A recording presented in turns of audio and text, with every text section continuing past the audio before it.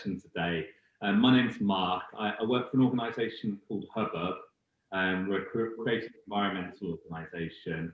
We work quite closely with feedback from time to time. And I've been brought in because I've got some expertise in teaching both cooking lessons and also some expertise in preserving. So what we're going to do today, and we know it's a slightly tricky time for people at the moment, and maybe slightly tricky to go out Christmas shopping and those kind of things. So I wanted to give you some really nice gift ideas for how you can, oops, sorry, just one sec. I wanted to give you some really nice gift ideas that you can get ready now, but also give to people during the Christmas period. I wanted them to be relatively cheap. It's not that easy with cash at the moment for a lot of people. We know that. But also I wanted them to be fun and have kind of an environmental food element to them. So a lot of this ingredients is the sort of thing that you might be able to find at your local community fridge.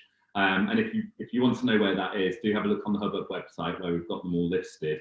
The idea of the community fridges is that we use surplus food and then redistribute it to people. So, you know, it's got a real good environmental aim as well as kind of a nice social element to it. I'm going to be showing you three ideas that I've got today for gifts and gifts that could be made of food or food that could potentially be wasted. We do know that a third of food that's produced in the UK goes to waste, and 71% of that is in the home. Now, we all waste a little bit of food, and you know, there's not a shame element to that, but there's certain things that we can do to reduce that.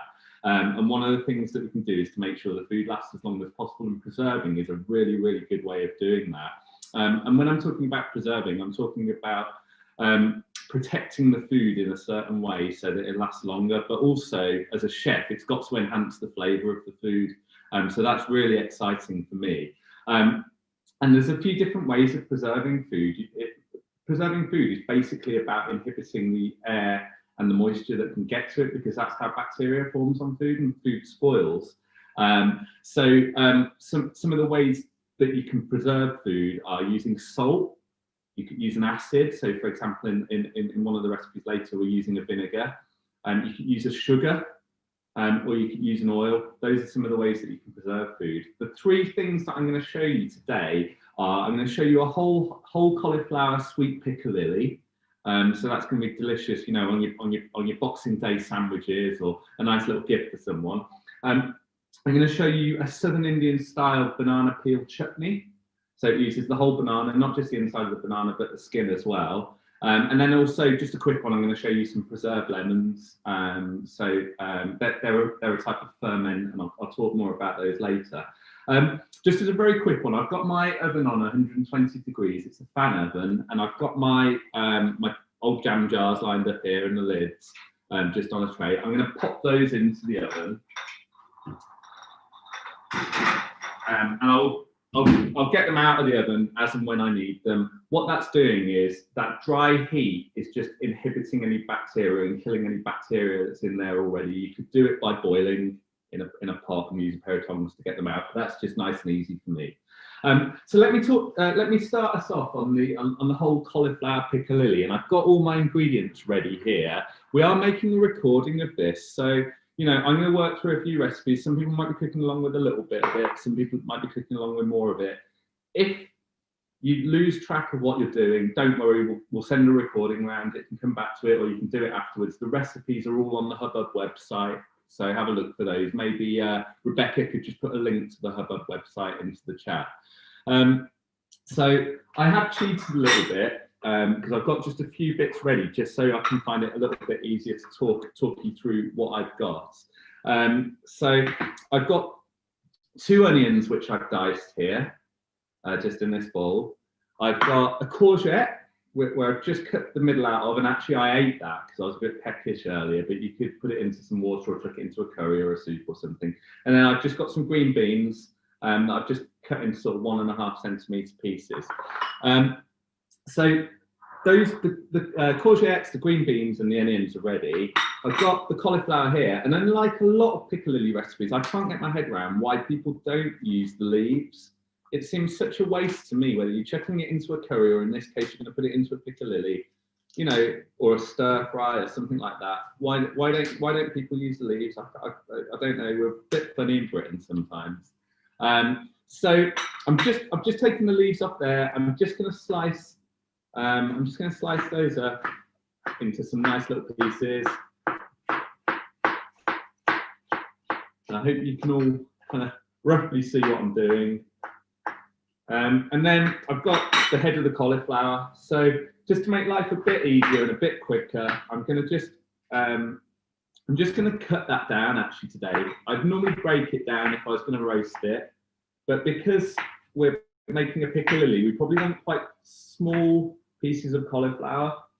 So I'm just going to cut that down a little bit. The whole stalk's gone in there as well. It wasn't a very big cauliflower that I had there, but it's going to be, you know, just perfect for this. Just cut those little bits up. And then what I'm going to have ready is a nice clean glass bowl just to put all of this ingredients into in just a sec. So some nice, you can sort of see the size of the cauliflower that I'm going for there. It's, you know, chunky but not massive. You want to think, if you're getting that into a sandwich, will it fit? That's going to be your kind of boxing day conundrum, apart from what to watch on the telly or what games to play or what particular time and which chair to have you snooze in. So got that cauliflower. You can see that's the stalk. Some people might throw that away, but I wouldn't be wasting any food. And it's not just because I'm on the call with lovely feedback. You know, food waste is a bit of a travesty when there's people going hungry, and it takes, you know, farmers' energy, farmers' time, all the fertilizer and everything else that goes into growing, the energy that goes into growing food. It seems such a waste of all of that to waste any of this. So I've got all my cauliflower in the bowl. I've got all of that onion. Let me just scrape that last bit in. All of that onion. My green beans and my courgettes, which I've just diced up, ready for this, all straight into the bowl. And then I have 50 grams of sea salt. And that is just going to be poured over this mix. And what that will do is that will kill any bad bacteria. Now, I'm a chef, I'm not a scientist. It will have some sort of Latin name that I don't know what it is, and it doesn't really matter, but I'm killing that bad bacteria. And also it'll just start to draw the water out of the veg, you know, to get it nice for when we want to cook it and eat it. Just mixing that together very lightly.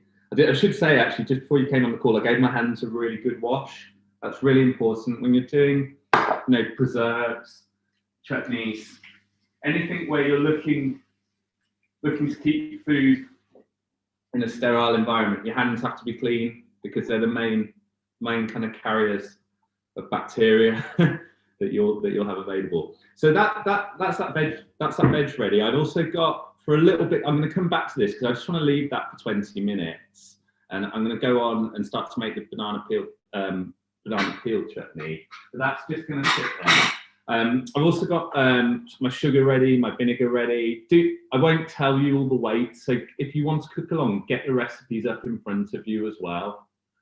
Just, you know, if I get something slightly off while I'm just trying to shout it out to you, it's a little bit easier. But I've got some apple cider vinegar there.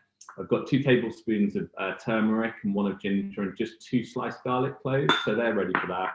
And then 3 tablespoons of English mustard will come later, but they're already there, and that's all in the ingredients list that you've been sent the link to. I hope, fingers crossed. Okay, so I'll leave that there just for a second. We're just going to think about the banana peel chutney. So I've been saving up my banana peels as I've been eating them all week. They're a bit brown. That's absolutely fine. I'm not too worried about that. And I've just soaked them in water for about 1 hour. I've changed the water twice. And now what I'm going to do is I'm just going to drain those off.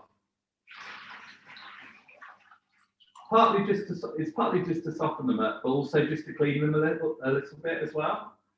And so there we go. So I've got my 6 banana banana skins. So I'm making the banana peel chutney at the moment. And then the other ingredients that I've got ready for this are, I've got some mustard seeds. So I think it's 2 tablespoons of mustard seeds, 3 tablespoons of curry powder or garam masala. And I've got, you can use dried red chilies and rip them, or I've got, you know, about a teaspoon and a half of chili flakes here. Use as much as you like. You know, it doesn't change whether the food's preserved or not. It just changes how hot it is. So if you don't like chili, leave it out. If you really like things hot, put a bit more in. I've got also 500 millilitres of orange juice. I've got 1 garlic clove, 1 onion, and 1 banana that I'm going to use the middle out of the actual fruit from. And I've got some coconut oil. Doesn't matter what brand. To be honest, this is a cheapo brand. I prefer organic, but you know, we're on a budget, aren't we? So what can you do? And then I've got a tablespoon of sea salt again. And what I'm going to do with the banana peels, which have been soaked for about an hour, is actually I'll put all this stuff right in front of where I'm going to be chopping, so you can't see anything. I'll just move it out again. And I'm just going to be slicing these banana peels. Whoops, just a sec, sorry. I'm just going to slice these banana peels up into some, you know, some nice little slices. So I don't know if you can see, about that big. Depends how chunky you want your chutney. And this chutney, you know, it'll go nice with some cheeses or some meats over Christmas. But I teach Southern Indian cooking as well. So, you know, making dals and thorans and lovely rices and all sorts of different dishes. And this chutney would be absolutely fantastic served with those, because the whole idea of Southern Indian food is you've got a whole different load of flavours and textures and ingredients and colours and all that kind of thing. And this dish would just work fabulously with that. So you could, if you are going to make it, you can try it with a curry of whatever sort. You know, even if it's a takeaway one and you fancy adding something a little bit different, or having it with a poppadom or a roti at the start of that meal, that'd be pretty nice. And I should say, actually, this recipe, although it's not the exact same recipe because I've played with it a little bit, is inspired by a really good chef who Hubbub have worked with a few times, called Tom Hunt. I don't know if you guys have all heard of him. He describes himself as an eco chef. I suppose I am as well. I don't know if I describe myself as that, but he describes himself as an eco chef, and, you know, 0 waste, eating really sustainably, kind of well balanced meals between high proportions of veg, a little bit less meat than, you know, maybe we're a bit famed for eating in the UK, that kind of thing. So we've got some of his recipes on the Hubbub website, but I do know he's also got a new book out as well at the moment. Not he hasn't slipped me a fiver to say this. Although actually, Tom, if you do get hold of this, do send me a fiver. Yeah, this recipe was inspired by him, but also I do know that he was inspired by a chef in Ireland called Connor Spacey, I think, who I've not met. But, you know, it just goes to show that, you know, food's about creativity, but it's about community as well. We share ideas with each other and, you know, change things a little bit, and that's how cultures are formed, isn't it? Just moving through different things. Anyway, well, I've been gassing on. I've chopped those 6 banana skins up. I'm just going to chop this onion up. And for anyone who wants a quick knife skills lesson, this is how I dice an onion. So the onions grow that way up. I'm just going to take the very top off there. So it's sitting flat on the plate. Can you see this okay, Rebecca? Just give me a nod if you can see it. Okay, cool. That's good. And then I slice through halfway. So I've got two halves of onion there, which will sit quite nicely. I like a flat surface. And I'm just a little bit, this is the bit I always struggle with, but a bit easier to peel the onion. Sorry, I'm hiding around here because I've got my waste bowl here. Bit easier to peel the onion if you've done that. I don't really want to chop that hairy bit off the onion. because that's the bit that holds everything together. So that's quite important that I leave that on there. I think that's, you know, if I was going to, when I'm teaching cooking, a common mistake that people make is to chop that bit off the onion, and then it makes life really hard, because what I can do now is I can just slice through, and you could dice the onion, but actually I'm just going to do some nice thin slices today. A, because it's a little bit easier, but B, because it's, you know, be a nice little bit of texture in that chutney when I come to have that with my Southern Indian Boxing Day curry, or whatever you can have it with. Pop it on the Christmas evening buffet. See if Nan's feeling adventurous, or not.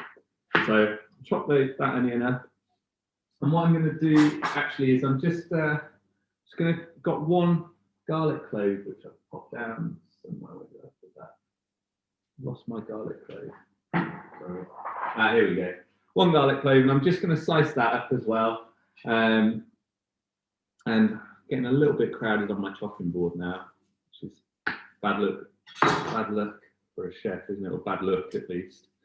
I'm just going to slice that garlic clove up. You can see I'm just treating it in the same way that I treated the onion. I left the bottom bit on, I cut it in half down the middle lengthways, and then I'll just slice that up. And for any, I haven't got the recipes in front of me, and there's always a few ways to skin a cat when you're cooking. So if you are following the recipes and I'm doing something in an ever such slightly different order to how it shows in the recipes, that's indicating to you that it's fine. It doesn't necessarily matter which order you do it in. Sometimes when you're cooking, there's certain things that you have to do in a certain order, but not usually, to be honest, or not always. So what I'm going to do is I'm going to put 1 tablespoon of coconut oil into this pan that I've got here. A generous tablespoon of coconut oil. You could use veg oil, so if you haven't got coconut oil, don't worry. Veg oil is absolutely fine. I probably wouldn't use olive oil in this dish. It's not a very kind of Southern Indian flavour, is it? Olive oil. I don't know. Do they grow olives in India? I'm not sure. I've not seen them, but they might do. And then just too thick. Sorry. And then what I'm going to do is I've got my black mustard seeds here, very traditional in Southern Indian cooking. I'm just going to pop 1 tablespoon of those black mustard seeds into the coconut oil, and they're sort of like a thermometer. So we use those when they start popping. We know generally we need to do something else with the dish. So they're like a thermometer with Southern Indian cooking. I've actually got a few curry leaves here.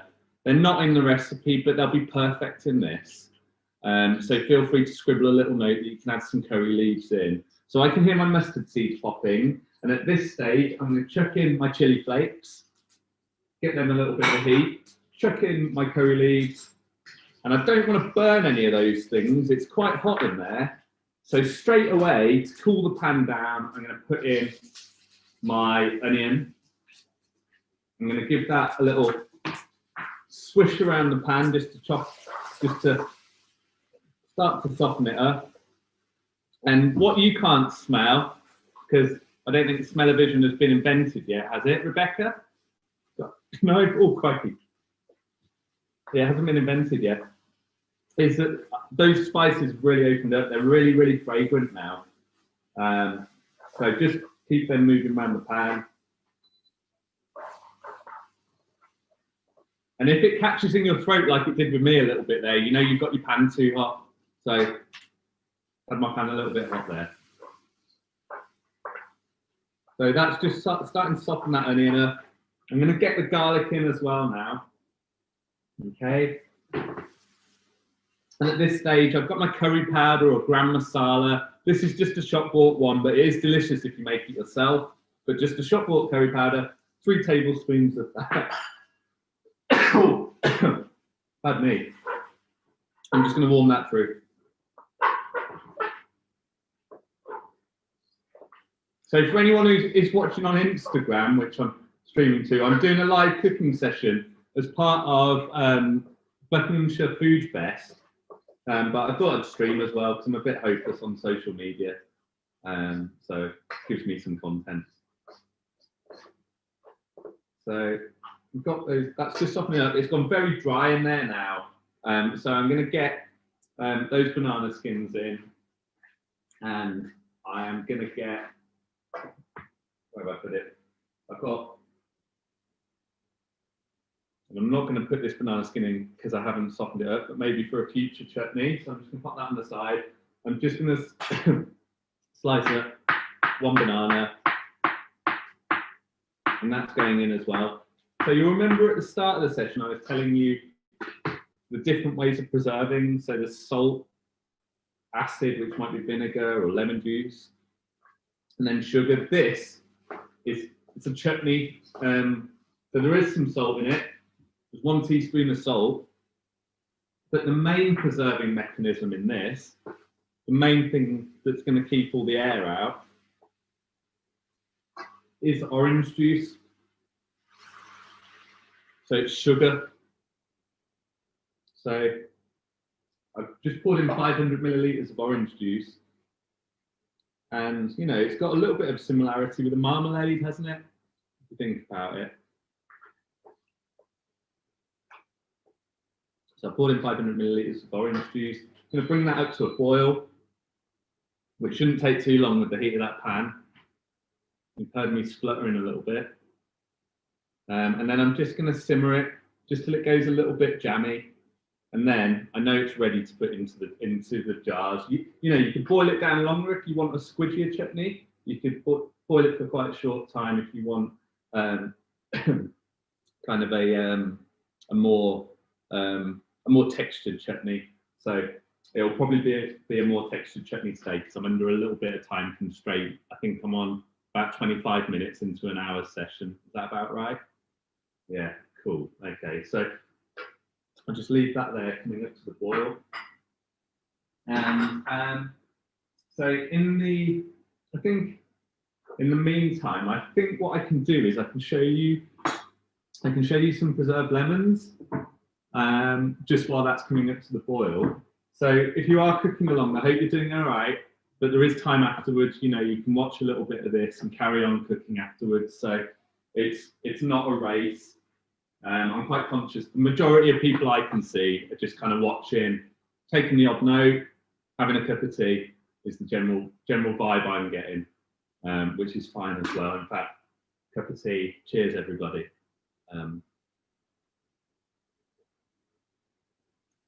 Important to stay hydrated. Okay, so for the preserved lemons, this is the most simple of the 3 preserves that I'm doing today. I'm just going to flip my chopping board over so I've got a clean side. This is the most simple. I've got some sea salt. Sorry, I shouldn't show branding. I've got some sea salt. And I've just got 4 lemons, 5 lemons, 6 lemons, however many lemons you have. Best if they can be unwaxed. If they are waxed, then boiling water over them, just to try and wash that off, but best unwaxed. And these are organic, so I know they haven't had any pesticides or anything like that on them. Which is good, but nevertheless, I'll still give them a little swirl. And what I want, so these lemons will be fermented basically. They're preserved lemons, but we're going to use some salt to ferment them over time. And what I do with each one, let me move this out of the way, is I just make a cross in them. And it goes down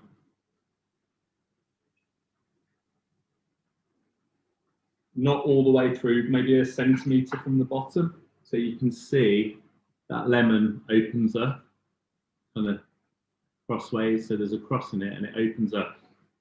And I'm just going to do that on each of them. My banana peel chutney is bubbling along nicely. I'm just going to turn that down just so it can simmer for a bit. And I'll do exactly the same thing with all of my lemons.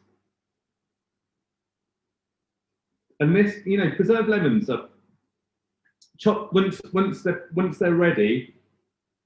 It's the skin really that you use rather than the middle bit. But chop it up really small with some mint and some yogurt and some feta.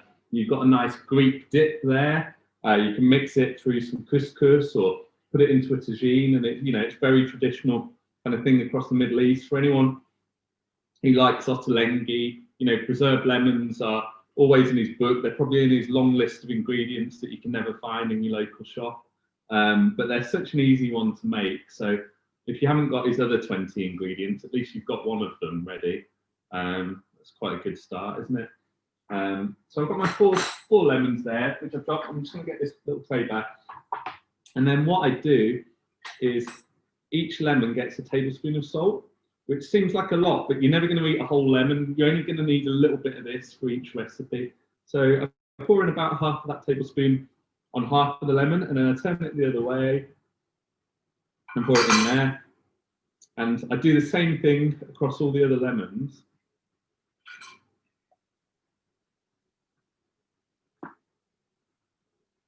So a little bit in there, and a little bit in there. I hope you can all see this okay. It is actually Saturday Kitchen today, isn't it? So I don't think James Martin's going to be coming knocking for me anytime soon. Maybe, I don't know. You never know. It's not even James Martin anymore, is it? Who does it now? Comments in the chat, please.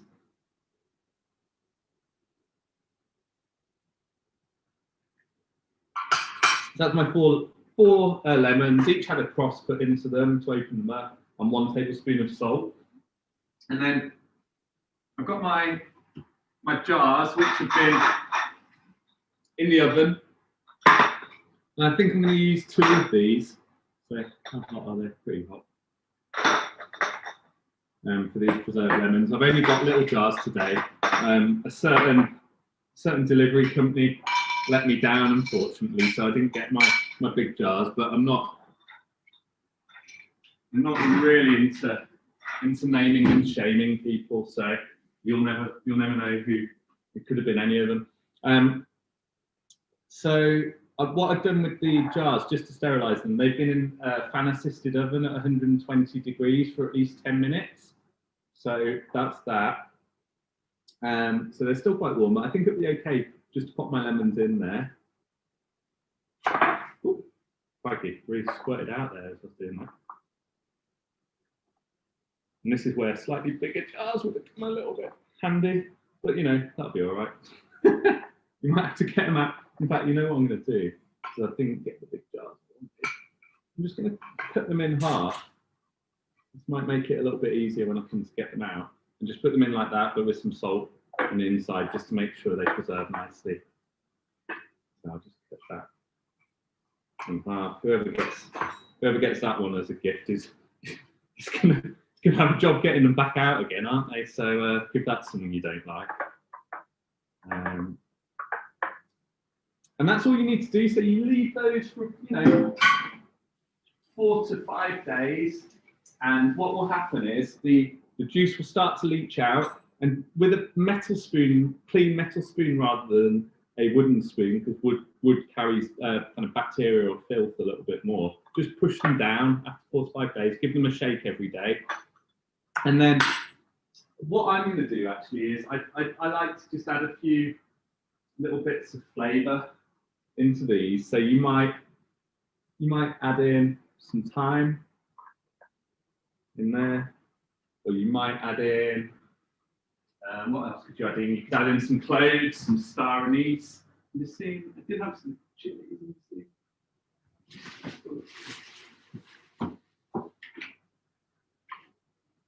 You could add in a little bit of chili. So you could add in a chili in there. And then what you can do is after 4 to 5 days, once the juices start to come out of them, you could do one slightly sweeter and one not so sweet. So you could put, with the chili one, you could put a tablespoon of caster sugar in there as well. It's just the flavour you want. So you only really need the salt. All the other stuff is additional extras for a little bit of flavour. Then after 4 to 5 days, after you've shook it every day, not 45, but 425, sorry, Rummy.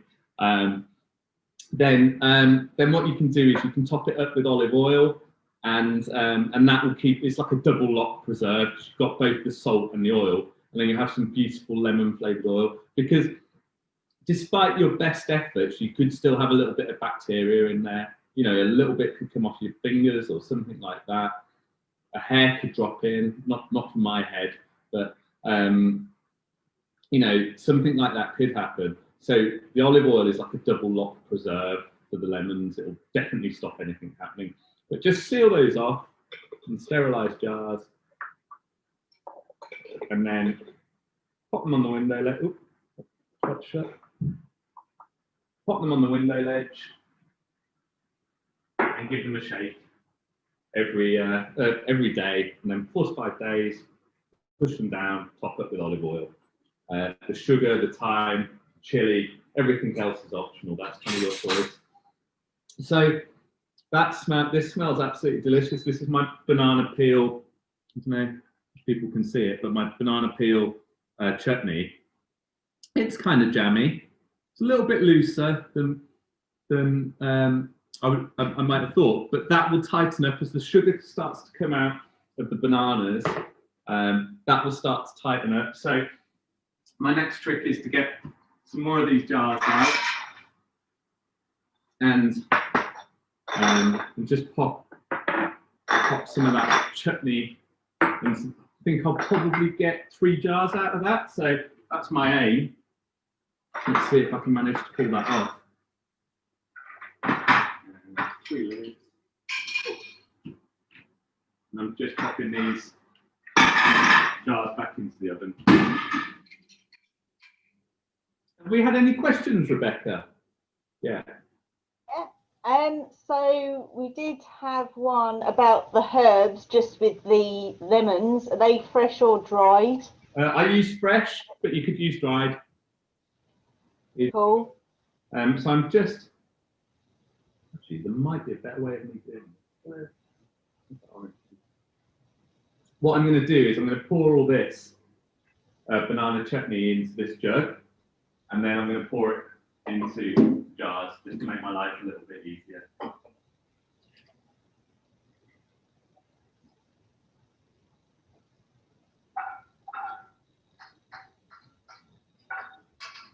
And the aim when you're doing things like this is to try and have both the jars and the ingredients hot. That's and getting the lid on while they're hot. That's a really good way of inhibiting the bacteria within there, because you know the jars were over 100 degrees in the oven. The chutney was above boiling, so that's not much bad bacteria is going to survive under those circumstances, is it? You kind of locked it in. Whereas if you leave it kind of lying around, sort of warmish and wet, that, as you can imagine, is absolutely perfect for bacteria. So there we go. I've got 2 jars, and I've got a little bit left over there, which I'm not going to use another jar for. I'm just going to eat that, to be honest, afterwards. It'll probably be quite tasty. We do have a question about the bananas. Yeah. Can you freeze the skins until you have enough to make this? Yeah, absolutely. So you can freeze them very easily. And I'm just going to get those lids on tight. They're still quite hot. You can freeze them. What I did was I just saved them up in a Tupperware for like 4 or 5 days, and they were fine. And just made sure I had at least 1 banana every day. So I'm fighting fit now after that diet this week. So those, I don't know if you can see, those are my 2 banana chutneys. I'm just going to put this jar back in the oven because it might come in handy for the cauliflower.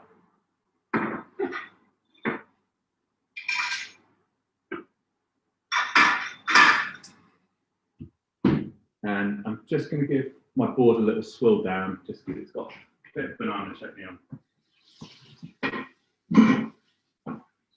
Lovely. Okay. So let me just give that a while.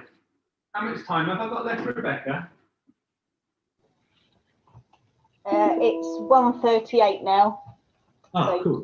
You're doing fine. No zero panic. Right, what's the problem? Cool guy. We have had a question about your Instagram. Oh, yeah. What is your Instagram so that they can obviously look back? It is. Let me have a little look. And sorry, anyone who's on Instagram, I'm not really looking at questions at the moment, but it's seasonal_kitchen.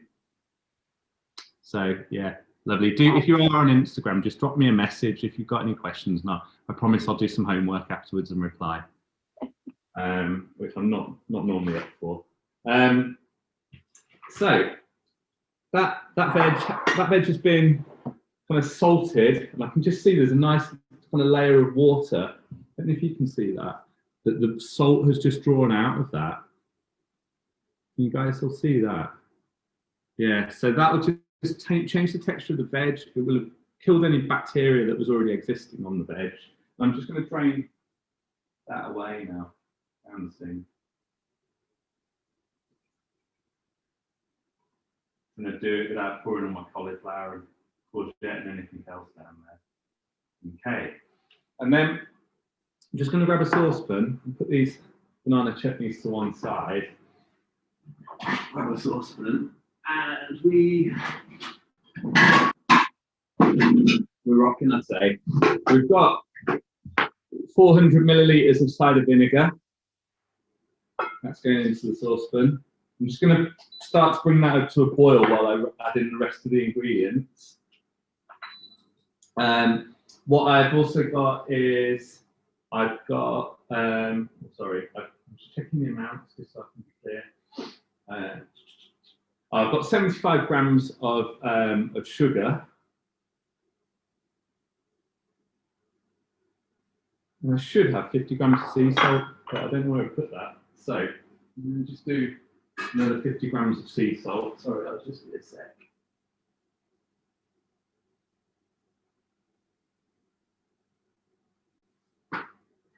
Not 50 grams of sea salt. So 75 grams of sugar, 50 grams of sea salt, 400 millilitres of cider vinegar, and I just want a metal or a silicone spoon rather than a wooden spoon, just to again, I mean, there's not much chance of any bacteria getting into that vinegar, salt, sugar mix, but just to be sensible.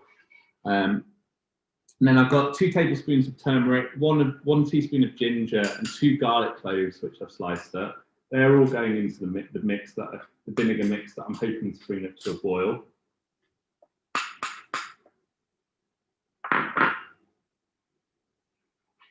I hope this pan's big enough for this piccalilli. I didn't really check that before. We'll find out, won't we? And then got English mustard, 3 tablespoons. You know, it's a bit of a. This dish is a bit of a. I don't know what the origins of it are. Anybody who does know, say in chat. But it kind of feels like a bit of a cross between kind of British and Indian kind of cuisine. So it's got the turmeric and the ginger, and then it's also got this English mustard. So it's probably got some bloody colonialism again. Oh, shit. So yeah, probably got some overtones of colonialism in there, but I might be wrong. Do say in the chat if you know where piccalilli came from, if anyone knows the history. And I'm just bringing that mix up to the boil and having a sip of tea. So, oh, lovely. And what I've also got ready here is I've got some corn flour. I think I've got about 10 grams of corn flour. And the reason is because I'm going to try and thicken the mix up so that it's kind of pasty. So I'm just going to put a little bit of cold water in there. About half, take it up to about half a glass. For the old school cooks out there, you've been thickening up your gravies, haven't you, for years like this. I've just got that ready to use when I need it. Just wait, got that vinegar mix on full throttle there, so it shouldn't be too long. And it's a really kind of bright orange mix. And you know, anyone who's had piccalilli, and I'm going to start sneezing in a minute because the vinegar is going to get up my nose. But anybody who's had a nice piccalilli before, you know, it's quite vinegary. It's got that lovely sort of orangey yellow colour to it, and it's just, I mean, I like it with a little bit of cheese or ham, to be honest. But you know, you could have it with some veggies, whatever you like, really. It probably work with a little bit of well, a little bit of roast beef or something like that if you're into that kind of thing. But definitely with some, you know, some nice roasted veggies, you could have that as something to dip them in. So that's boiling along nicely now. I'm just praying that all of this mix is going to fit in there, and I'm going to boil off the cauliflower, the courgettes, and beans for a nice 5 minutes, and oh, thank goodness it all fitted in there. I was going to look like a right Wally if that didn't work. I do have a question. Okay. Was the salted veg rinsed in water after leaving it for 20 minutes, or just drained of the water that came out? Oh, did I wash the veg in? Did I wash the veg in water? I didn't actually, and I think I should have done. I think it's on the recipe that I should have done. So whoever that is, 10 out of 10 for eagle eyes. Thanks. No, I think it'll be fine. It'll just be a tiny bit salty. It won't be a problem because you know, it wasn't loads of salt for the amount of ingredients that was there. But well done, whoever spotted that. Rebecca, you're sending them a prize in the post, aren't you? Okay, cool. Okay, yeah, T-Jow. Okay. That'll be fine. I'd be worried if I'd done that in a soup, but with a preserve, I'm not too worried, to be honest.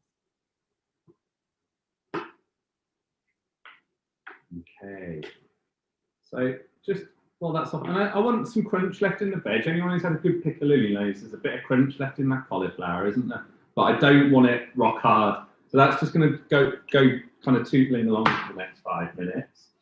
And I just wanted to show you, you know, I haven't actually got any labels. I did go and have a look. There's not many shops open at the moment to buy labels from, is there? I should have made my own, but a nice little bow on this chutney it's the banana chutney that we made earlier. So let's see if I can make my mum proud. Probably not. This is the bit that people that are really creative will come into their own, isn't it? I think with the decoration. Oh well, absolutely. Yeah, she's got someone. She's got my mum to come and do this. Really, that is probably the worst bow anyone has ever done. How's that? Little label when that I couldn't put a label on it anyway because it's too hot. But a nice little label on there saying banana peel chutney, Happy Christmas, Grandma. Good? No? Fabulous. Yeah. Okay. Fair enough. Okay, so that's bubbling along nicely now. I'm going to give that 5 minutes. This is probably a good time for any questions, actually, Rebecca, because I haven't actually got anything to do while I'm waiting for that. So okay, we have one about the lemons. Yeah. Please tell us the proper use of the preserved lemon insides and rind. Please tell us the proper inside. Proper use of the preserved lemon insides and the rind. So I just chuck the lemon insides in. You know, if I'm making like a nice sauce to go with fish or something, and that's going to get blitzed up. So it's lemony, it's salty, it's nice. It's got that kind of umami to it. And the rinds are exactly what you use. So with the lemony and white zest, that all gets used in like couscouses and all those kind of things. So you'd usually scrape out the kind of fruity bit in the middle and leave the white and the yellow to top up. So yeah, how's that for you? Fab. Is there any other? The suggestion about making a label out of some cards and attach it to the ribbon. I know people that keep their old Christmas cards and things like that. You can usually make good labels from your old Christmas cards. I can remember doing that when I was younger. I like that. And do you know what? I saw a nice article in the paper earlier this week. This slight aside, but it links to that, where I found out the Japanese actually wrap their Christmas, well, they do Christmas, but presents anyway, in like a linen or something like that, so that you can use it again. Whether to wrap something up, wear as a hat, I don't know what you might do with it, turn it into a top. So that, I thought that was quite a nice idea for a reusable thing. So very nice. So that's just plugging on nicely there. I'm just going to get the jars back out because I'm not far away from being happy with that piccalilli. And I'll turn it off the heat now because I want to pour in this.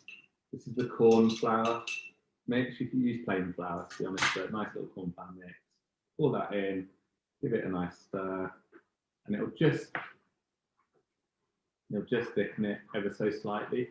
Don't want it really like gloopy, but a little bit thicker certainly doesn't hurt. Just give it a little bit of texture. And I'll grab some jars. And actually, what we could do is I'd just like in the chat, if you guys could say which of the kind of the preserves that you've enjoyed seeing the most, because it helps me for future things. I might do that one again, but if no one likes, I don't know, banana peel chutney or something like that, well, there's no point in me bothering doing it again. It's kind of my take on things. So yeah, if anyone has any thoughts on what they have enjoyed from this, it'll kind of encourage me to do it again.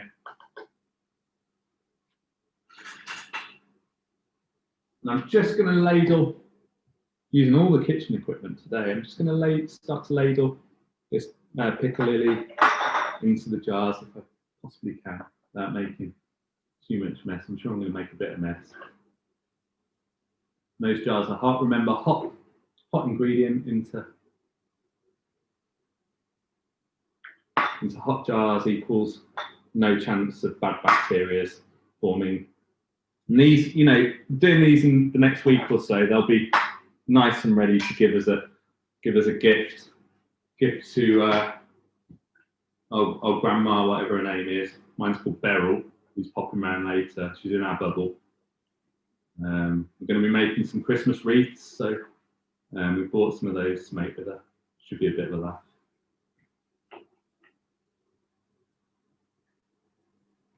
Of course, after the rugby, more importantly. So that's my piccalilli. I'll finish off doing the rest of those in a minute because to be honest, I'm burning my hands. So yeah. Any final questions, thoughts, comments, guys? I think the banana peel chutney seems to be quite a good winner. Thanks, Tom Hunt, and was it Connor Spacey? I think the chef is called. So thanks, guys. Nice, and I've changed it up a little bit, added a few different ingredients in, but nice to get their inspiration. Lovely. And did you have anything that you needed to ask anybody, Rebecca? Well, what I would do is there is just one competition, which I've just put the link in the chat now, which is to win a zero waste winter hamper. So if people could put in their reducing food waste tip and their details, they could be in a chance for winning that hamper in time for Christmas. So that's just something we're doing along all of our events. Really nice. Cool. Sounds great. So, and for anyone who's following on Instagram, head over to the Hubbub website to see the recipes. Head over to feedback for loads of great ideas on lots and lots of different. I mean, I'm big pals with feedback, but loads of ideas for reducing food waste, but lots of other really interesting stuff. I was really interested in what you're doing around food waste to pigs and trying to, back in the day we used to feed food waste to pigs, and that was a good way of recycling food. That got banned, but you've been doing loads and loads of campaigning around that, and I found that really interesting. So yeah, head over to the feedback website as well. And I'll be doing some more alongs on seasonal kitchen once I'm back in my own kitchen as well. So yeah. Thank you, everyone. I hope you have a really good weekend. If we're going to see you again, then see you at any of the other events that might be this evening or tomorrow. If not, then keep a lookout for sort of what we're doing in Buckinghamshire as well. So thank you all for joining. So thanks. Thanks, guys.